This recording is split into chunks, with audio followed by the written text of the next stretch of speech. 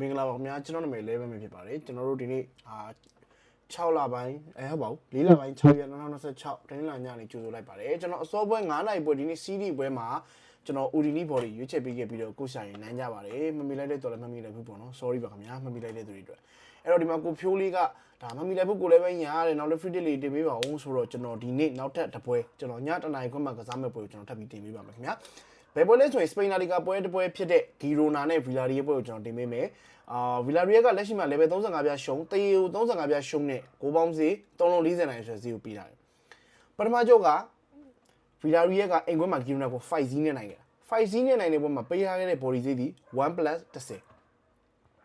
sorry 1-10အဲ့တော့အဝေးခွင့်ရရင် Villarreal ဘယ်လောက်ပြန်ပေးရမလဲ1-10ဆိုတော့ 1D 1+10 1+20 1+30 1+40 1+50 1+60 1+80 1+80 1+90 ဆိုတဲ့ဈေးကိုပြန်ပြီးတော့ပေးရမယ်အနည်းဆုံးဘာဖြစ်လို့လဲနောက်ဆုံးပွဲမှာ Villarreal ဒီဆိုစီးတဲ့လို့အသင်းအိမ်ခွင့်မှာ3-1နဲ့နိုင်ထားသလို Champion League ဝင်ခွင့်တနေရာအတွက်လည်းတိုက်ပွဲဝင်နေရတဲ့အသင်းဖြစ်တဲ့အလျောက်အတလီတီကိုမက်ဒရစ်ကလည်းနောက်မှာတမတ်အကွာနဲ့လိုက်ပြီးဖိအားပေးတာကိုခံနေရတယ်တစ်ပတ်က Girona က9လရှုံးလိုက်9လရှုံးလိုက်နဲ့တော်တော်လေးကိုစိုးဝါးတဲ့အခြေအနေတန်းစင်းဆောင်လေးရဲ့အထက်နည်းနည်းမှာပဲရှိနေတယ်ဒီဟာဒီမှာဘာမှထူးထူးခြား performance လုပ်ပြမထားနိုင်တဲ့အသင်းဒါဆိုရင် Villarreal ဒီပေးရမယ့်ဈေးတရေရှုံးအနည်းဆုံးပေးရမယ့်ဈေးကဘာဖြစ်လို့35ပြားရှုံးမဲ့လာပေးနေရလဲ Villarreal လူတွေနာနေလို့လားဆိုစီ Girona ကအရန်ကောင်းနေလို့လားမဟုတ်ဘူးလေဘာကြောင့်လဲကျွန်တော်ခုနကိုမိုပွဲမှာပြောခဲ့သလိုပဲကြေးတန်းတစ်ခုက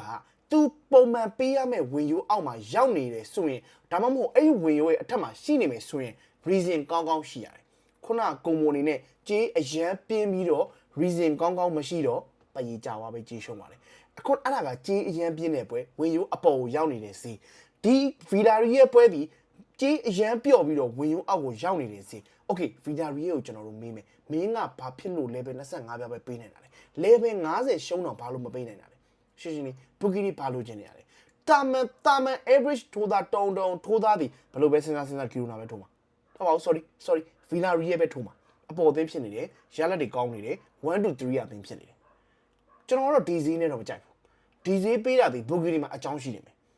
အဲ့တော့ Villarreal နဲ့ Girona နဲ့တွေ့တာမှာအဝေးကွင်းပဲဖြစ်နေပါစီအောင်ပရီကြရင်တော့35ပြားပဲရှုံးမယ်ဟေးဆိုတဲ့အတွေးနဲ့ဘူဂီတွေကထိုးသားတွေခေါင်းထဲကိုအဲ့အတွေးလာထည့်ပေးထားတာဖြစ်တဲ့အတွက်ကြောင့်တုံတန်ရုံထိုးသားအများစုဒီ Villarreal ကိုပဲရောက်လာနေပဲအဲ့တော့ကျွန်တော်တို့ဒီဘယ်သူနဲ့သွားနေရမလဲဘူဂီနဲ့သွားနေရမယ်ရှင်းရှင်းလေးအဲ့တော့ကျွန်တော်ဒီပွဲမှာ Villarreal body ကိုလုံးဝမကြိုက်ပါဘူးကျွန်တော်ကြိုက်တာဒီ Girona body ကိုကျွန်တော်ကြိုက်ပါတယ်အဲ့တော့ဒုတိယတစ်ပွဲအနေနဲ့ Girona body ကိုရွေးချယ်ပေးခဲ့ခြင်းပါတယ်အဲ့တော့ကျွန်တော်ရှင်းမှာတစ်ပွဲနိုင်ထားပြီးနှစ်ပွဲလုံး all win ခြင်းပါတယ်ခင်ဗျာကျေးဇူးများတင်ပါတယ်ကျွန်တော်မနေ့က Champion League မှာပြန်ဆုံးကြပါမယ်ခင်ဗျာကျေးဇူးများတင်ပါတယ်